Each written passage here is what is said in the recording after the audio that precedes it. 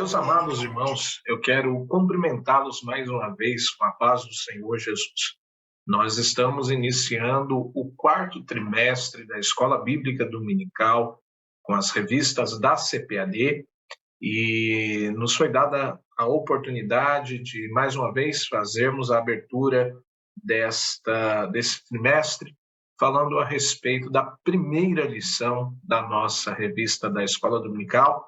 E já quero mais uma vez agradecer a Deus por essa oportunidade de poder compartilhar alguma coisa com você, professor, você, professora, que leciona para a sala dos adultos da revista da Escola Dominical da classe da editora CPAD.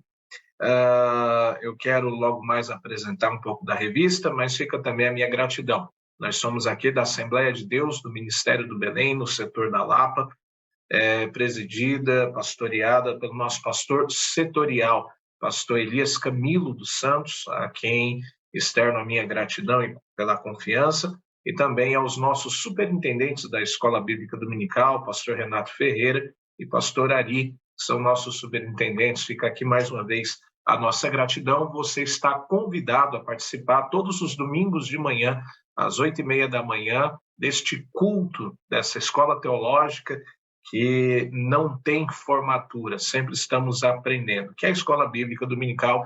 Você está convidado a estar conosco, Rua Ricardo Cavaton, número 300, aqui no bairro da Lapa, Lapa de Baixo, próximo à Ponte do Piquiri, à Polícia Federal. Você é nosso convidado a estar conosco. Vamos lá, vamos aprender um pouco, ver o que nós temos reservado para hoje. Amém? Então, meus amados irmãos, nós temos aqui a revista da Escola Bíblica Dominical, né? Este trimestre nós vamos estudar sobre a justiça divina, a preparação do povo de Deus para os últimos dias, segundo as profecias do profeta Ezequiel. Desnecessário falar sobre Ezequias Soares, pastor Ezequias Soares, que é o comentarista dessa lição, um dos nossos mestres, doutor nas Escrituras, pastor da Assembleia de Deus em Jundiaí, Assembleia de Deus, Ministério do Belém em Jundiaí. Ele é graduado em Letras, com habilitação em Hebraico pela USP, é mestre em Ciências da Religião pela Universidade Presbiteriana Mackenzie, também é professor de Hebraico e Grego e Apologia Cristã. Além disso, ele é comentarista das lições bíblicas da Escola Bíblica Dominical, é autor de diversos livros, né, e presidente da Comissão de Apologética Cristã da nossa Convenção Geral das Assembleias de Deus no Brasil. Também ele é diretor da SBB, da Sociedade Bíblica do Brasil. Pastor Ezequias Soares dispensa comentários, falar da sua linha de estudo e o cuidado que ele tem, o zelo que ele tem na exposição da palavra de Deus. Que Deus abençoe nosso querido pastor Ezequias. Nós vamos, dentre as 13 lições que vão ser tratadas, eu quero já começar falando da lição de número 1, que será ministrada agora no próximo dia 2 de outubro de 2022, que é Ezequiel, profeta Ezequiel, o atalaia de Deus. O texto áureo está contido em 1 Coríntios, capítulo 9, verso 16, quando Paulo declara: porque se anuncio o evangelho, não tenho de que me gloriar, pois me é imposta essa obrigação, e ai de mim se não anunciar o evangelho.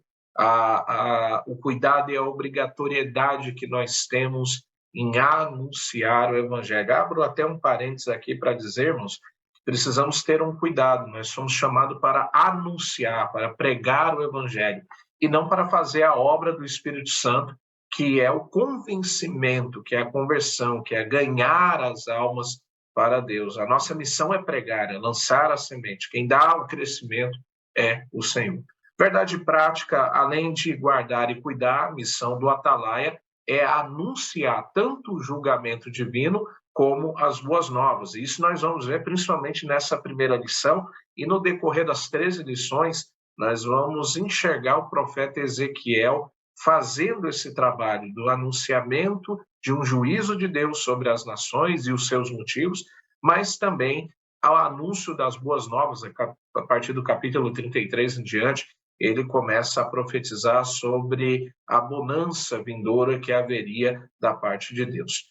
Nós temos o texto áureo que está em Ezequiel, no capítulo 3, verso 16 ao 21 e o verso 27, e eu já convido você a abrir a sua Bíblia e fazer o acompanhamento dessa leitura. E sucedeu que, ao fim de 7 dias, veio a palavra do Senhor a mim, dizendo: Filho do homem, eu te dei por atalaia sobre a casa de Israel, e tu da minha boca ouvirás a palavra e os avisarás da minha parte.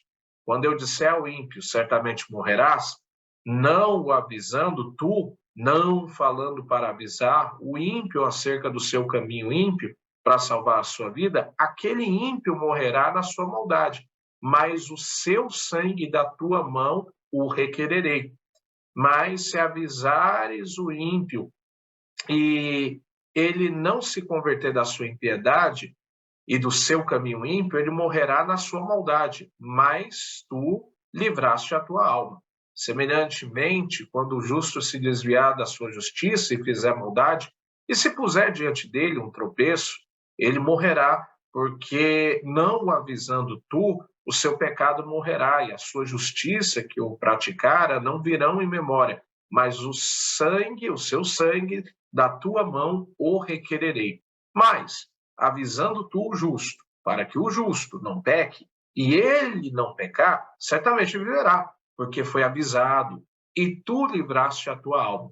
Mas quando eu falar contigo, abrirei a tua boca e lhes dirás: assim diz o Senhor, quem ouvir, ouça, e quem deixar de ouvir, deixe, por casa rebelde são eles. Os irmãos veem que aqui é a chamada, e perceba que Deus ele já chama a atenção de Ezequiel a respeito da sua missão de atalaia. Já vamos falar o papel do atalaia, mas os irmãos percebem que se ele não avisa, porque a mensagem de julgamento é uma mensagem dura, é uma mensagem difícil. Hoje, nos nossos dias, tem muitos profetas que são profetas da bonança, profetas que só trazem boas notícias, profetas que só trazem coisas que são alvissareiras aos nossos ouvidos, mas não fala do julgamento.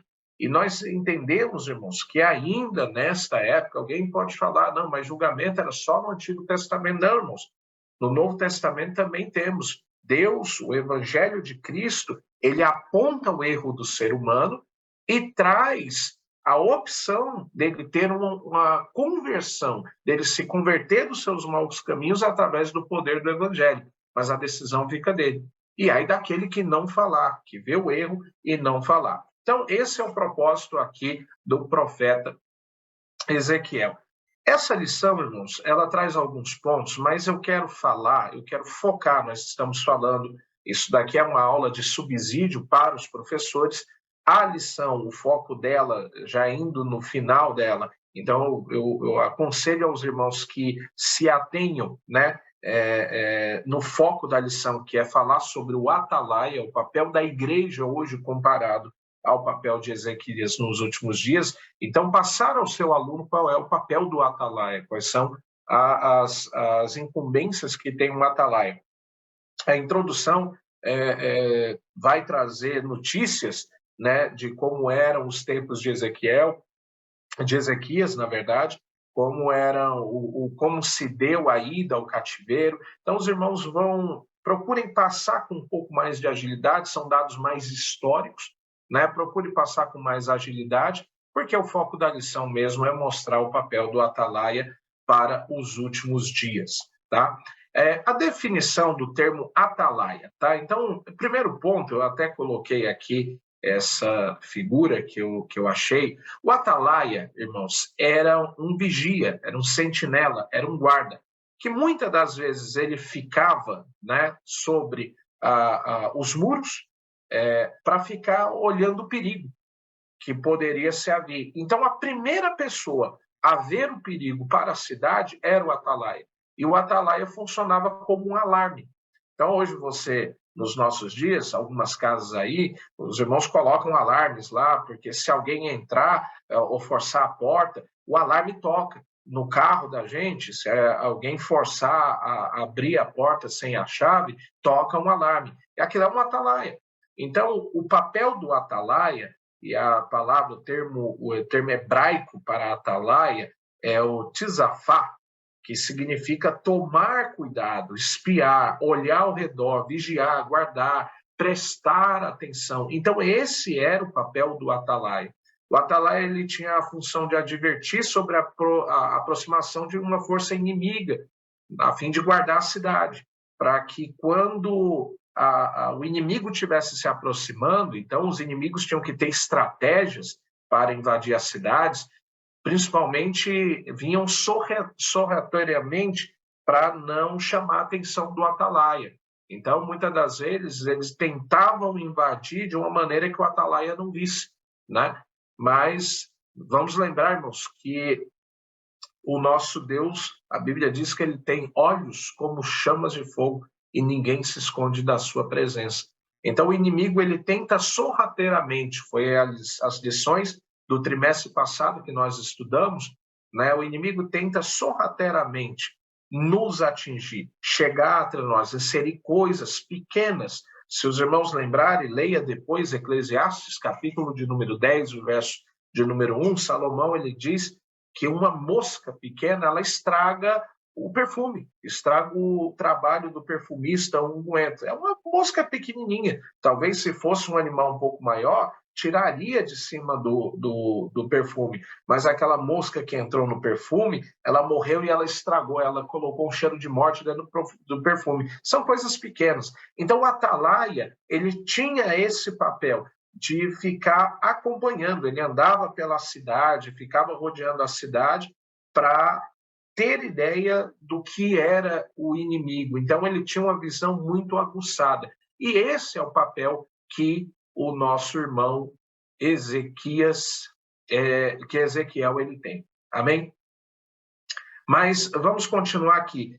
Outra definição é de profeta. Então, o papel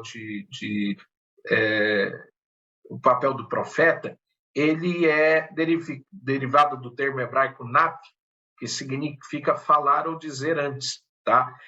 Nós bem sabemos que o profeta Ezequiel, ele, na verdade, ele era filho de sacerdote, então ele vinha de uma linha sacerdotal, e o sacerdote, entre o sacerdote e o profeta, há uma diferença, né? A sacerdote pode ser profeta, a profeta que não era sacerdote, mas o papel do sacerdote era ouvir o povo e falar com Deus. O papel do profeta é Deus falar com o profeta para que ele fale ao povo. É um papel inverso. Então, o sacerdote ele ouvia o povo e levava a demanda do povo a Deus. O profeta ele ouve Deus e leva a demanda de Deus ao povo. Então, isso é um ponto importante. Qual era o papel do profeta? Denunciar as práticas pagãs e pecaminosas. Verifique lá depois Ezequiel capítulo 2, versículo 1 ao 7, o capítulo 9, verso 9. Chamar o povo ao arrependimento e conduzi-los ao restabelecimento espiritual. Então, os profetas, irmãos, eles tinham esse papel de denunciar, de mostrar. Nós vemos que Deus ele levanta profetas. Nós temos o profeta Elias, que se levantou contra Acabe para trazer ordem à casa de Acabe, ao seu governo. Nós temos aqui o próprio profeta Ezequiel, nós vamos ver durante esse período aqui alguns outros profetas, mas os profetas, eles eram classificados por dois grupos. Tinha os profetas orais, que foram aqueles que não deixaram registros escritos, embora que os outros escreveram acerca deles sobre as suas profecias, né? Nós destacamos Gade, Natã, Aías, Semaías, Azarias, Anani, Jeú, Jaziel, Elias, Micaías. São profetas que profetizaram para pessoas ou para um povo num tempo determinado, só que eram profecias orais que foram registradas posteriormente para o nosso engrandecimento e o registro e a criação da Bíblia, né? E tem os profetas que são os literários. que são as profecias que são escritas, que eles escreveram depois de terem sido profetas da palavra, sendo eles os profetas maiores que nós conhecemos, Isaías e Daniel, nós temos os registros deles, e 12 profetas menores que são de Oséias a Malaquias. Então, Isaías, Jeremias, Daniel, Ezequiel, nós temos estes profetas que eles são considerados profetas literários, e são escritos, eles escrevem, registram tudo que estão falando, e os outros são os profetas orais. Um outro ponto, irmãos, o livro do profeta Ezequiel, ele antecipa a tradição apocalíptica. Os irmãos vão perceber que o livro do profeta Ezequiel, ele é um livro com muitos símbolos, tá?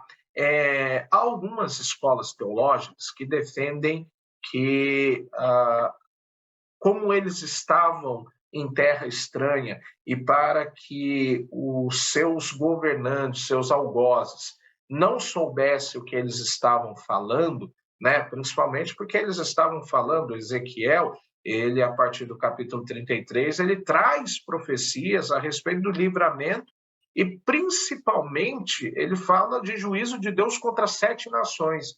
Imagina ele falando de uma maneira clara e direta, ele correria risco de vida, né, por conta da sua profecia. Então, algumas escolas teológicas defendem que eles usavam a linguagem apocalíptica, uma linguagem de símbolos, né? E os irmãos vão encontrar muito dessa simbologia. Eles levam essa mensagem para que o povo a qual eles estavam falando entendesse. Nós vemos que Jesus usou muito dessa prerrogativa, porque quando ele falava com o povo que não conhecia sobre a lei, sobre os costumes judaicos, principalmente aos gentios, ele usava parábolas, né? Coisas do cotidiano. Então, nós vamos ver em Ezequiel que ele faz o uso de muitas linguagens, e claro que nós vamos usar a prerrogativa das tipologias para o apontamento e aplicação das profecias para os dias de hoje. Então, ele faz uma antecipação das profecias.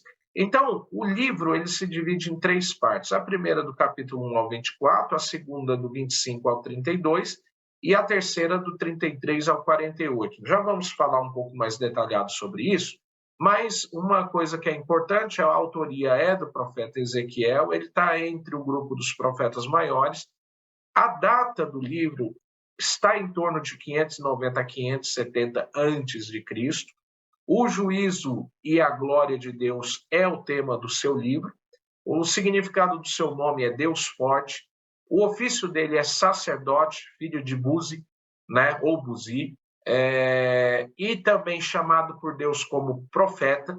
Contemporâneos dele, Daniel e Jeremias. Então perceba, Deus levanta neste mesmo espaço de tempo 3 profetas para 3 lugares diferentes. Levanta a Daniel, e daí eu preciso falar sobre as 3 levas do povo para a Babilônia. Os irmãos que estudam conhecem muito bem que nós temos a divisão dos reinos após a morte de Salomão, o reino do norte com 10 cidades e o reino do sul com 2 cidades, reino do norte tendo a sua capital Samaria e o reino do sul tendo de Judá como a capital Jerusalém, o centro da adoração. O povo se divide ali. O reino do norte, Israel, é colonizado, é levado escravo pelos assírios, por volta de 600, não me lembro aproximadamente a data, mas é 610, 612. A queda da Assíria, onde a capital era Nínive, ela é destruída, ela é dominada pelos babilônicos, e assim vemos também uma ação de Deus para trazer a união de novo do povo. Então, Israel é dominada pelos assírios, os assírios são dominados pelos babilônicos logo em seguida, e nós temos neste período 3 levas de pessoas que vão sobre o domínio babilônico para a Babilônia como escravos. A primeira leva é em 605, né? Quem são aqueles que são levados para lá? Os jovens judeus foram deportados para a Babilônia, entre eles está Daniel, Sadraque, Mesaque, Abednego, que nós conhecemos bem a história dele. Este Daniel, por ser da família real, ele fica dentro do palácio. Então, ele é um profeta de Deus dentro do palácio. Na segunda leva, e essa leva são levados 10.000 cativos, entre eles Ezequiel estava. Ezequiel, por sua vez, ele é profeta junto ao povo, tanto que a palavra diz que ele estava, quando ele recebe a palavra de Deus, ele está ali à beira do rio Quebar, junto com o povo. Então, ele é profeta no meio do povo, né? Em 586, que é a terceira leva, as forças de Nabucodonosor destruíram totalmente a cidade e o templo. Então, em 586, ou seja, na segunda leva, primeira leva, segunda leva, o templo ainda recebia os cultos de adoração ao Senhor. Em 586 já não tem mais culto. Então nós vamos lembrar de alguns fatos, como os israelitas tendo pendurado as suas harpas no salgueiro, porque não podiam cantar em terra estranha. O povo agora não tem mais como cultuar a Deus, e eles passarão por um período de 70 anos. Essa profecia, imagine só que Ezequiel está indo com 25 anos para lá, muito próximo da idade de Daniel também. Esses homens, eles nascem e eles crescem ouvindo Jeremias profetizar sobre a eminente destruição de Judá e de Israel também. Então, eles crescem ouvindo. Jeremias, por sua vez, irmãos, ele fica em Jerusalém. Então, ele fica profetizando para aqueles que não foram levados. Primeira leva, eram levados os jovens. Na segunda leva, eles levam pessoas que seriam úteis para ele. Jovens, mulheres, crianças, são levadas nessa segunda leva. Na terceira leva, destroem tudo. Eles destroem toda a cidade. Só que lá em Jerusalém, fica Jeremias profetizando para os que ficaram, para aqueles que eram de mais idade, que não teriam serventia para os babilônicos. Então, eles ficam ali em Jerusalém. Então, nós temos Daniel no palácio, Ezequiel no meio do povo, mas na Babilônia, e Jeremias fica na cidade que continua a sua profecia. Veja que coisa importante, irmãos. Tem lugares que você não consegue alcançar, mas outra pessoa consegue alcançar. Eu vou dar um exemplo muito prático aqui, e não quero polemizar, mas quantas vezes nós teremos oportunidade de chegar ao presidente da República para falar sobre o Evangelho? Dificilmente nós temos essa oportunidade, para quem eu estou dando esse subsídio de aula. Mas Deus levanta deputados, pastores, que estão ao lado dele para falar. E eu não estou falando especificamente deste presidente, estou falando de outros presidentes em que nós temos lá uma bancada evangélica, que me permita falar, eu já tive a oportunidade de participar de um dos cultos semanais que eles fazem na Câmara dos Deputados, lá em Brasília, e é um culto com evangélico, né, com vários pastores de várias denominações e ministérios, e é um culto de adoração a Deus, é um culto com palavra, com louvor, pregação da palavra de Deus, é um culto muito avivado. Mas no dia a dia eu não conseguiria ir lá evangelizar. Deus levanta alguém e coloca lá para atingir aquelas pessoas. É a mesma coisa, você no teu trabalho, você na tua área profissional, Deus te colocou ali também para ser um canal de bênção na vida daquelas pessoas. Assim como ele fez com Daniel, com Ezequiel, com Jeremias, ele faz hoje conosco. Ele coloca você em lugares para que você leve a palavra de Deus. Continuando, então, do capítulo 1 ao capítulo 24, nós temos as profecias das ruínas de Jerusalém, a proclamação da condenação de Jerusalém. Do 25 a 32, olha que interessante, irmãos, nós temos as profecias de retribuição às nações, juízo de Deus contra as nações. Quais eram as nações? Os amonitas, os moabitas, os edomitas, os filisteus, a cidade de Tiro, Sidom e também Egito, que já havia sido dominado pela Babilônia, estava em decadência. Uma coisa que eu quero chamar a atenção dos irmãos e levem isso aos seus alunos é que veja que Deus não é só o Deus de Israel, não é só o Deus de Judá, ele é o Deus das outras nações também. Não é só o Deus do Brasil, só o Deus dos Estados Unidos. Aqui em Ezequiel mostra que ele é o Deus de todas as nações, que ele julga a todas as nações. Ele não tem aquele povo específico, ele está de olho em toda a terra. Amém, irmãos? Então, isso é aqui, Ezequiel, a partir do 25 ao 32, esse juízo contra essas nações mostra que Deus é Deus contra todas, contra todo o mundo, contra e a favor, porque Deus não quer que ninguém se perca. A partir do capítulo 33 ao 48, nós temos a provisão para o arrependimento de Israel, profecia da restauração de Israel, reencontro de Israel para a sua terra, a remoção dos inimigos de Israel da terra, a reintegração da verdadeira adoração em Israel e a redistribuição da terra em Israel, são assuntos que nós vamos tratar durante as 13 lições. Passando aqui, irmãos, falando sobre o ministério de Ezequiel. Então, a longa história da rebelião da nação israelita começou logo depois do Êxodo. Então, nós vemos que o povo se tornou um povo idólatra, né? O povo trazia muita idolatria. Haja visto que o Senhor alertou tanto desde a saída do Êxodo, no Levítico, nos Números, o Senhor alertou ao povo. Quando chega em Deuteronômio, o Senhor, ele mais uma vez usa Moisés para falar para a geração que vai entrar na terra, né? Para que não se contaminasse. E o povo ainda assim desobedeceu a Deus.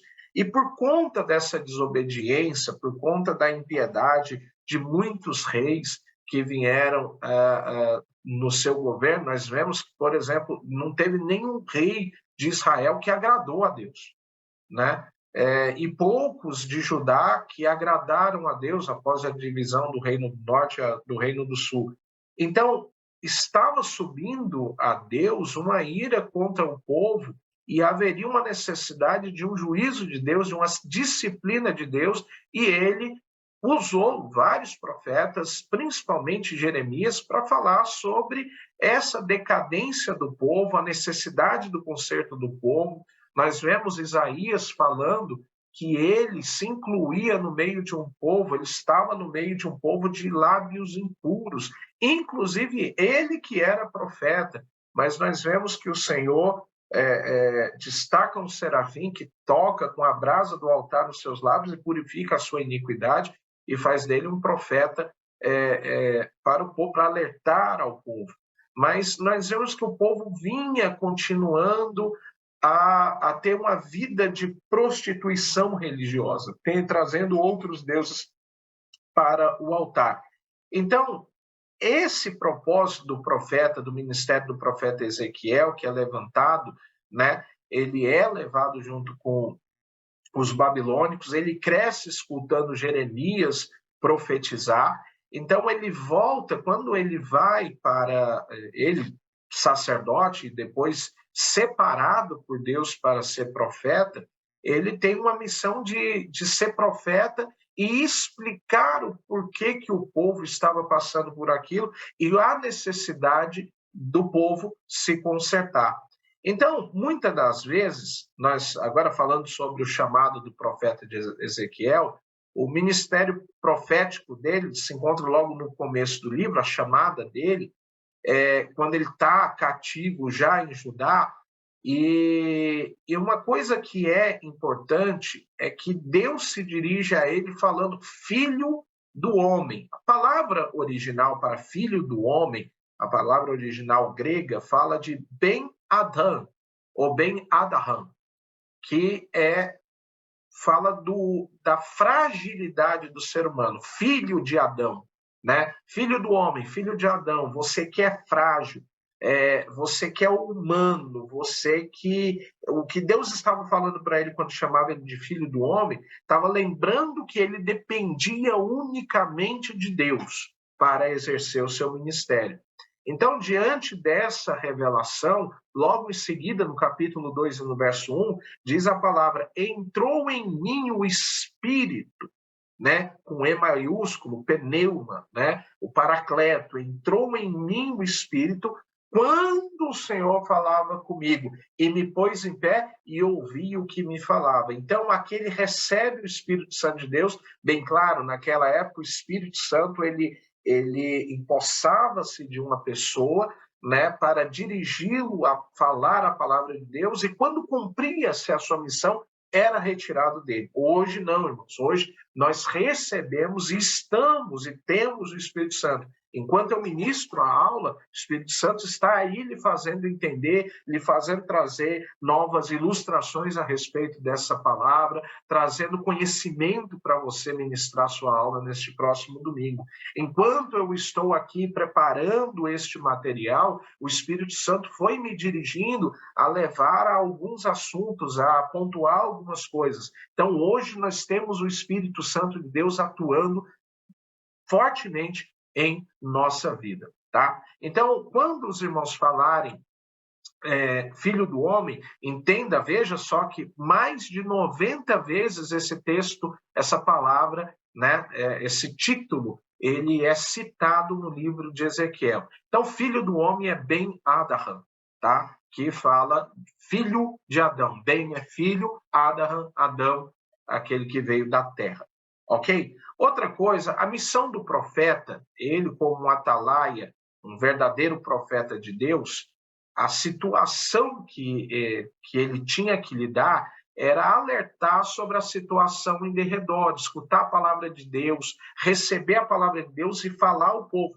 E nós vamos vermos que essas palavras são difíceis e dá a entender que havia um certo temor da parte de Ezequiel para pregar esta palavra. Então, há um ponto interessante que nós vamos ver um pouco mais à frente, qual era o conteúdo da mensagem, mas qual era a mensagem de Deus. Porque Deus, antes de falar com o povo, ele fala com o profeta. Então, ele traz palavras de ânimo, né? E hoje, se nós olharmos, qual é a aplicação desta palavra para os dias de hoje? A igreja de hoje foi chamada para ser porta-voz de Deus nesse mundo corrompido, perverso, denunciando o pecado, chamando os homens ao arrependimento, tá, irmãos? Não nos cabe o papel de salvar ninguém, esse papel não é nosso. Quem convence o homem da justiça e do pecado é o Espírito Santo. Nosso papel é pregar o evangelho de Deus a toda a criatura.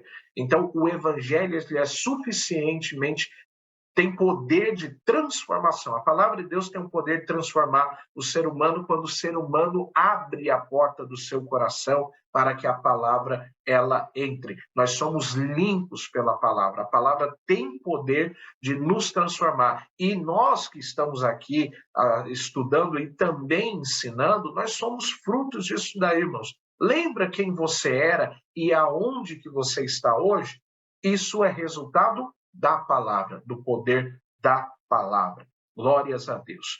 O conteúdo da mensagem do atalaia. Veja aí Ezequiel, capítulo 2, versículo 5. E eles, quer ouçam, quer deixem de ouvir, porque eles são casa rebelde, hão de saber, contudo, que esteve no meio deles um profeta. E tu, ó filho do homem, mais uma vez, Ben Adarran, não os tema. Olha só, irmãos, Deus sabia o conteúdo da mensagem que ele deveria, que Ezequiel deveria entregar. Não os temas, nem temas as suas palavras, ou seja, as afrontas que o povo vai vir por causa da tua mensagem. Ainda que estejam contigo sarças e espinhos. Isso daqui, o Senhor comparando o povo rebelde como sarças e espinhos. E tu habites entre escorpiões, não temas as suas palavras. Nem te assuste com os seus semblantes, porque são casa rebelde. Mais uma vez ele fala, são casa rebelde. O Senhor insiste em falar que o povo que ali estava, o povo judeu, o povo de Israel, agora como um único povo, não como o reino do norte ou o reino do sul, como um único povo, o povo de Israel, eles são casa rebelde. É uma casa que sabe que está pecando, mas não quer reconhecer o seu erro. E por isso Deus levantou ou profeta, mas tu lhes dirás as minhas palavras, não são as suas palavras, são as minhas. Irmãos, hoje, infelizmente, tem muita gente que está pregando aquilo que o povo quer ouvir, mas isso já é profético, que nos últimos dias o povo amontoaria para si doutores, mestres, que falasse aquilo que nós queremos ouvir, aquilo que nós queremos massagear. E isso daí, irmãos, é um culto antropocêntrico, onde o centro é o homem, quando, na verdade, o nosso culto é cristocêntrico. A gente não tem que ouvir, e o pregador, preste atenção nisso, o pregador não tem que falar o que a igreja quer, o pregador tem que falar aquilo que Deus quer para a igreja. A igreja não tem que ouvir o que eles querem, mas ouvir aquilo que vem do alto, aquilo que vem de Deus. Então, a missão de Ezequiel era transmitir a palavra do Senhor para uma casa rebelde, para uma casa que havia rebelado contra Deus. Eles tinham trazido adorações a outros deuses, tinha se prostituído religiosamente e eles não reconheciam o seu erro, né? Então era uma casa rebelde. O termo hebraico é manrá e tem o sentido de obstinação, teimosia, rebeldia, que não reconhece.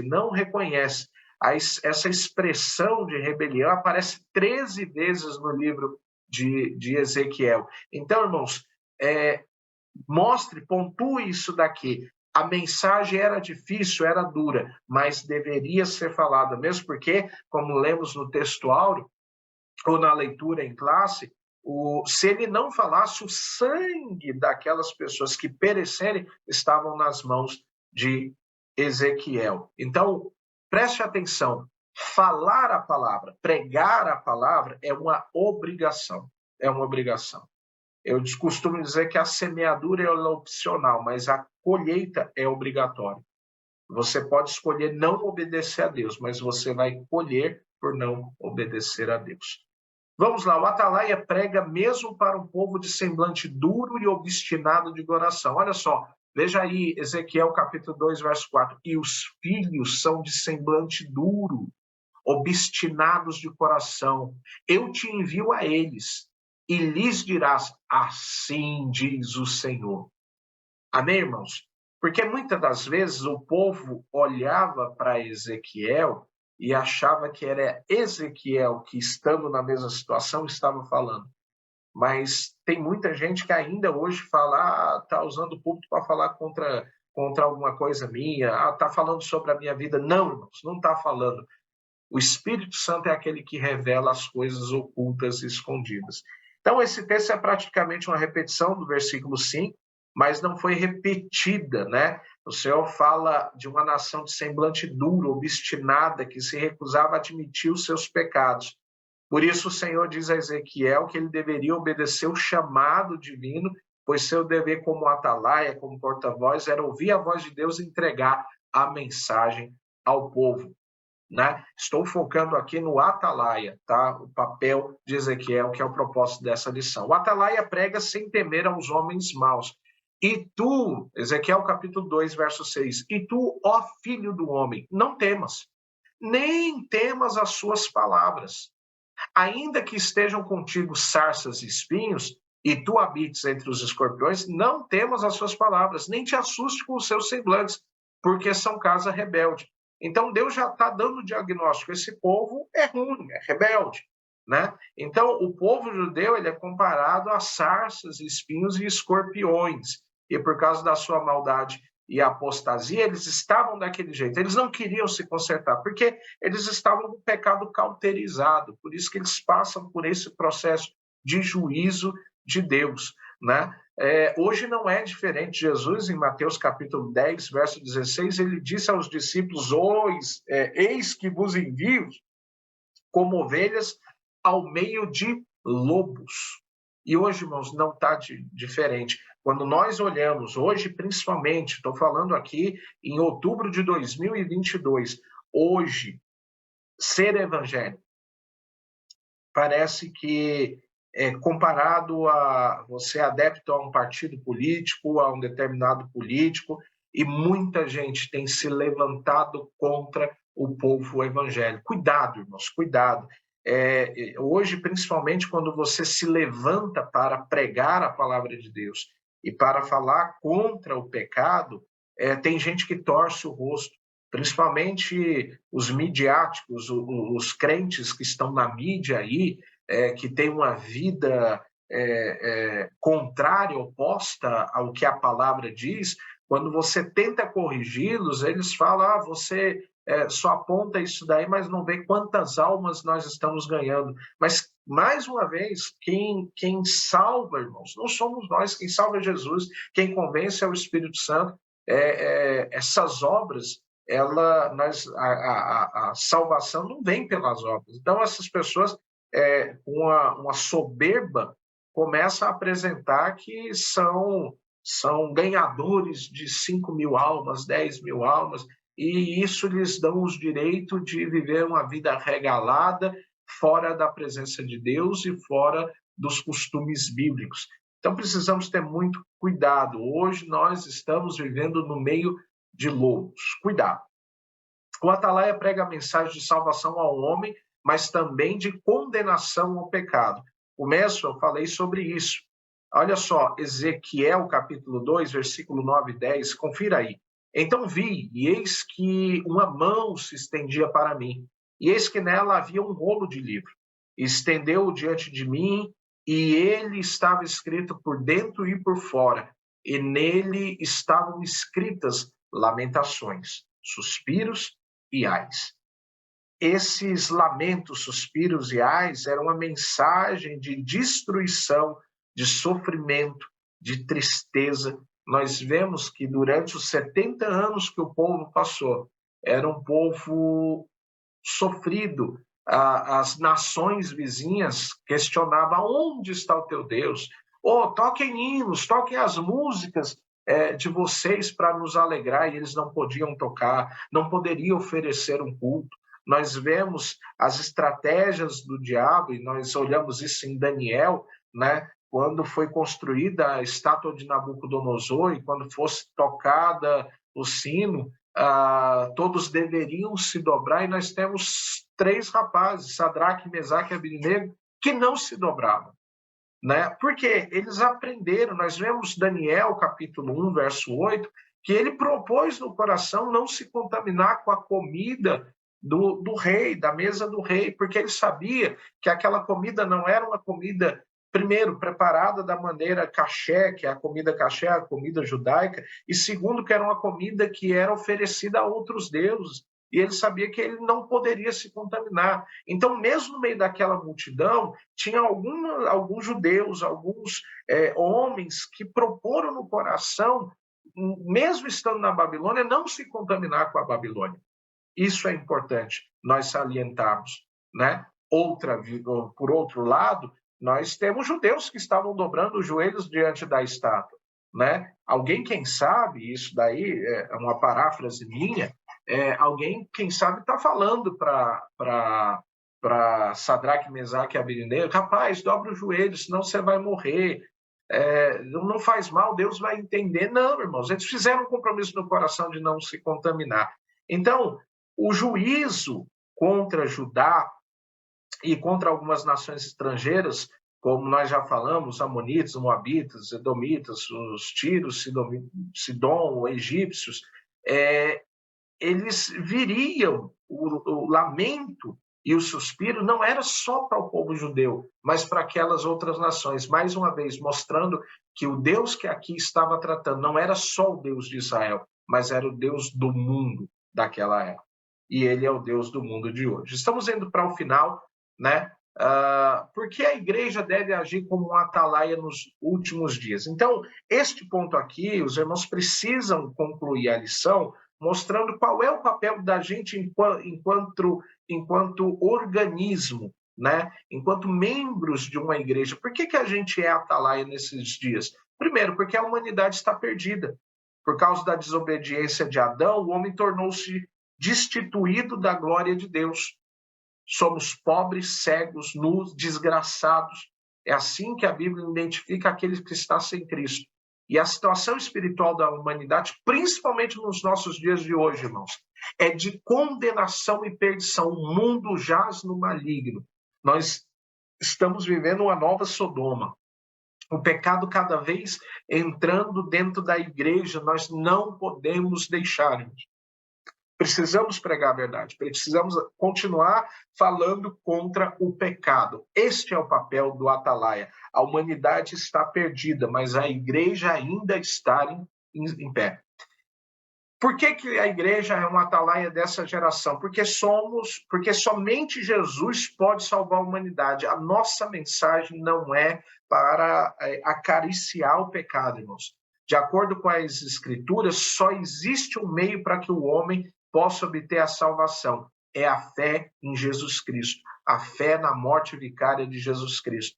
E isso, irmãos, está sobre nós. A responsabilidade de ir e pregar o evangelho foi deixada a nós, a todos, a todos. E não precisa de um púlpito para pregar, a gente não precisa de um palanque para pregar. Nós temos a nossa família, os nossos vizinhos, os nossos amigos, na empresa onde trabalhamos, na escola onde estudamos. Aonde nós passamos, nós devemos ser referências da glória de Deus, do evangelho da salvação. As pessoas têm que ver em nós essa diferença e nós temos que levar esse evangelho. E por que a igreja deve ser um atalaia? Porque nós temos pouco tempo, irmãos. Os dias estão se abreviando. Os sinais que antecedem a vinda de Cristo nos mostram que Jesus voltará para buscar a sua igreja. Como que é isso, pastor? Irmãos, quando olhamos a Bíblia Sagrada e nós vamos estudar durante toda essa lição, nós vamos ver diversas passagens que mostram na época de Ezequiel o tempo do fim, mas hoje nós estamos vivendo nação contra nação, rumores de guerras, fome, pestes. Tudo está mostrando, os sinais estão mostrando que Jesus está às portas. Devemos anunciar. Irmãos, eu costumo dizer que se Jesus é bom para você, se você servir a Deus, lhe traz gratidão, lhe traz paz, lhe traz alegria, você tem que recomendar esse Jesus para as outras pessoas. Você tem que plantar essa semente. E a conclusão, eu deixo aqui que a pregação do evangelho é a mais importante tarefa da igreja aqui na terra, pois dela depende a salvação da humanidade. Por isso, devemos anunciar ao mundo a salvação através da fé em Jesus Cristo. O Senhor Jesus espera que cada um de nós estejamos empenhados nessa sublime tarefa com o objetivo de ganhar almas para o reino de Deus. Eu quero agradecer o tempo que você passou aqui conosco, assistindo esse vídeo. Desejo que neste 2 de outubro você dê uma aula excepcional e que os teus alunos sejam alcançados e desperte o desejo de serem atalaias.